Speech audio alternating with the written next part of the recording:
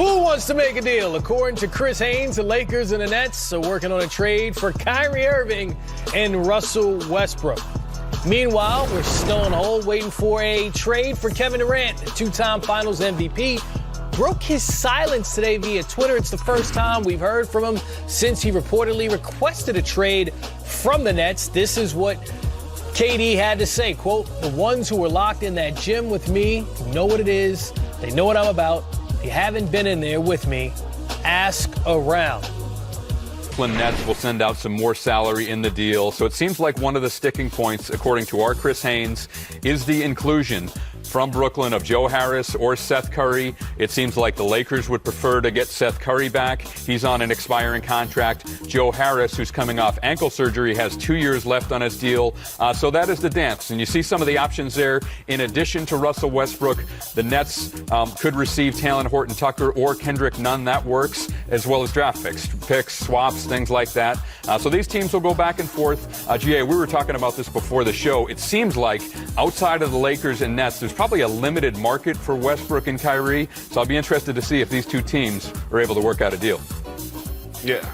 When Kyrie announced he was opting in, I was like, okay, we can move on. This is not going to be a thing. But that's not what my phone was telling me. That's not what the executives were telling me. That's not what the agents were telling me. They are saying, this ain't over.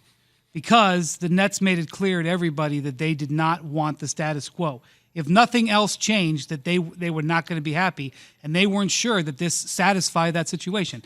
And it's not just because of the lack of the vaccine mandate. The entire way that Kyrie operated for the last couple of seasons, not just what happened with the vaccine, was part of what Sean Marks and really by proxy Joe Tsai was talking about. Communication gaps and lack of communication. So I would like to tell you, I would like to say this be put to bed, and I wouldn't have to worry about Kyrie. But that's not what my sources are saying. They're saying they don't know if this is still going to work. So you might say to yourself, well, why would this possibly happen? How could the Lakers still do this? And here's the nuance of it. I agree that if you just look at it on a raw piece of paper, you'll say you're crazy. What are you talking about? How could they possibly trade Russell Westbrook for Kyrie Irving? Well, here's what you have to understand.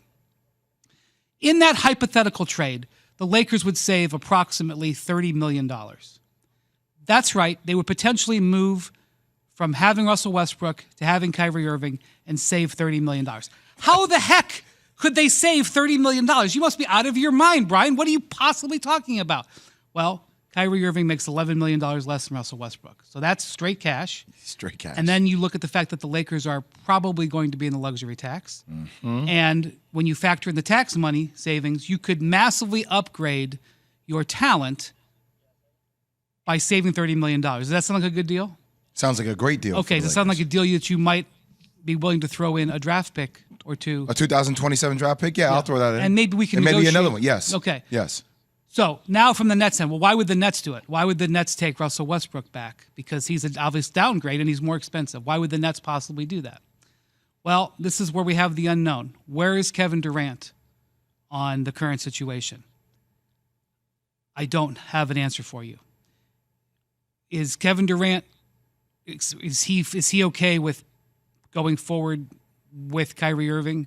Is he okay with, if the Nets were willing to try to move Kyrie Irving, how would that affect where Durant is? Because the Nets, in that scenario, they would pick up a $47 million player who could now be traded elsewhere, and they would have picks from the Lakers and picks that they would have from the 76ers that they now can go shopping with for another trade later on. Or they can say, we may actually operate better this year without Kyrie Irving here, and then next year have a bunch of salary cap space that they might be able to maneuver with. Where is Kevin Durant on that concept? I don't know. So I'm not sitting here saying that I think any of that's going to happen, but I got people who are very high-ranking officials in this league saying this is something that the Nets could still be looking at, and that's all I was pointing out. So I just want to jump on this for 1 second. So, Wendy, my only thing is, I get that the business side of it makes sense. I understand that. And you bring up the point about where is Kevin Durant on this. You know, we did hear him on a podcast, his own podcast, et cetera, is talking essentially about, I'm staying out of that kind of stuff. But to me, his lack of saying something says everything you need to know about their relationship, because that has been consistent with how KD has treated Kyrie Irving throughout all this. I'm talking about through all the stuff with George Floyd, throughout all the stuff with the January 6th insurrection, throughout all the stuff with the pandemic. He has not said anything. He's been loyal. He's been loyal to him. So to me, like that, a lot of people always say, well, you know, how is this the right move? And I'm like, Kyrie, to me, feels like he is the person saying, like, you know, responding to Katie saying, I'm going to reward that loyalty by being with you for another year. I see the relationship being so close and tight. I don't know if I see KD coming out and saying, I'm willing to make the right business move for where I want this franchise to be, because I don't know if he's looking at this by saying, I plan on being with this franchise for the next 5 years. Wait a minute. What did you just say that Kyrie was saying? That he's going to stake with his commitment? I mean, that's a public relations spin. A couple days ago, he was asking for a sign-and trade to find a way out of there. But that's what I was But trying I feel to like tell that's all Jay. leverage. I feel like that was a game play because he wanted And a it longer didn't term. work. It didn't work. I came on the show and said it didn't work. So now he can say that I'm honoring my commitment. I don't care. I mean, you may be right. I don't care about that statement. That statement carries no water with me. I mean, Kyrie's got to do what's best for his career. I understand. And the concept of getting traded elsewhere increased the chances he could get a new, much bigger contract than the Nets were offering. That's what he was doing. The idea of keeping his commitment to Durant, because it's not a 4-year commitment for Durant. Durant extended his contract. I understand. But, So it's Durant's like this commitment goes much further than 4 years. But that's what I'm saying. If you're the Nets, it depends upon how you weigh this, though. Like, don't you see how this plays out? Like, for a minute before you just make a move and Okay, yeah. Hey, listen, I thought it was over, Jay, and I want it to be over. But I'm just telling you what the people in the league are saying. Brian Windhorst joining us here this morning on Keyshawn, J. Will, and Max. Brian, so out of all the teams, obviously the Lakers and Kyrie, you know, they got a little twinkle in the eye with each other. Outside of the Lakers, there's anybody else that may be pursuing or feel a certain way about Kyrie? At $36 million to trade for, it's hard for me to see today.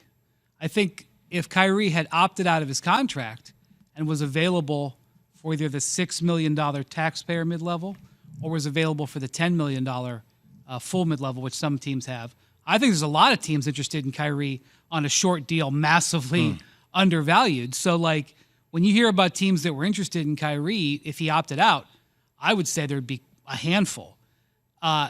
Teams that are interested in trading what it would take to get him. I don't think the list is that long, but you know, it's June 29th. I don't know where the lay of the land is going to be. You know, in a month, in 6 months, we'll see. Here's what I do know: the last full season that Kyrie played, which was the pandemic shortened year, the in between the bubble and last season. He was a 50, 40, 90 player. Mm-hmm. He played, I think, 54 of the 68 or 70 games. Like he played more of a percentage of games. He was really good that year. And if he comes back this year and plays something along that line, he'll be very good this year. Thanks for watching ESPN on YouTube. For live streaming sports and premium content, subscribe to ESPN+.